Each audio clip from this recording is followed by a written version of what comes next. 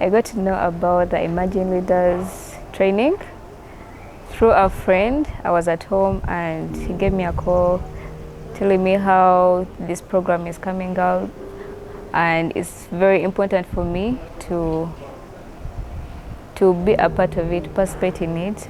He gave me time to think about it. So I had to think about it. I had nothing to do at that time.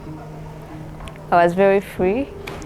I was in the process of looking for a job.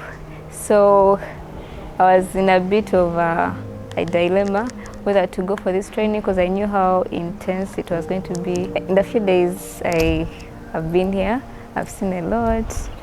I've been impressed by so many things.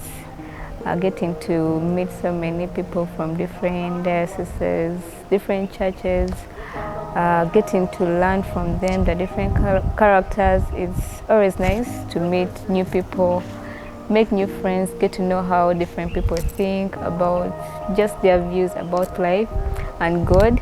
It was so challenging because when I came here, I knew I came with an open mind. I knew I was coming to learn.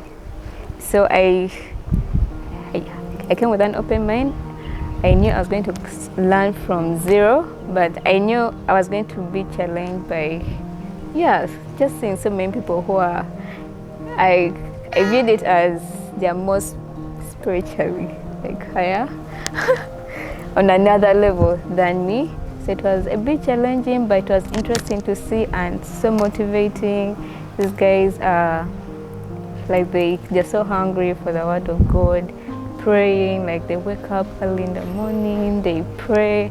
Just watching them involving God in their daily life, in the way they speak, their language is all about God.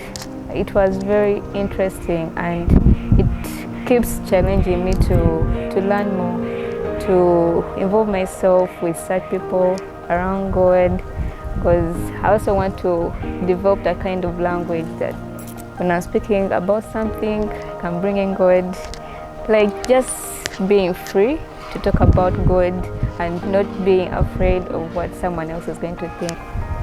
I've not been in this kind of setting in a long time, but just being in one place and not going out, and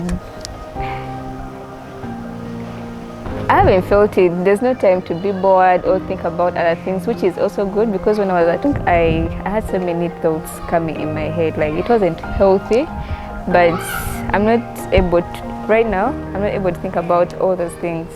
I was off my phone for 4 days straight. I wasn't communicating to anyone, and it kind of feels better. Okay, it's just there. It's just interesting how I'm able to survive without going on social media. And so in one of the sessions, as we're learning, we had this topic of confessing our faith, and I love how Reverend Johan illustrates everything when he's explaining. Has an interesting way of explaining, bringing in examples. So I remember when he was talking about confessing our faith, when you encounter Jesus and you have that kind of, when you meet Jesus in your life, you don't have to keep it to yourself. You should be confident enough to talk about him, how you met him, how you've been in the past before you met him, and how that moment that you got to realize that he is the Son of God, what he meant to you in your life, and how you're walking with him. You shouldn't be afraid to speak about it, because you never know how someone is going to be transformed just hearing your testimony.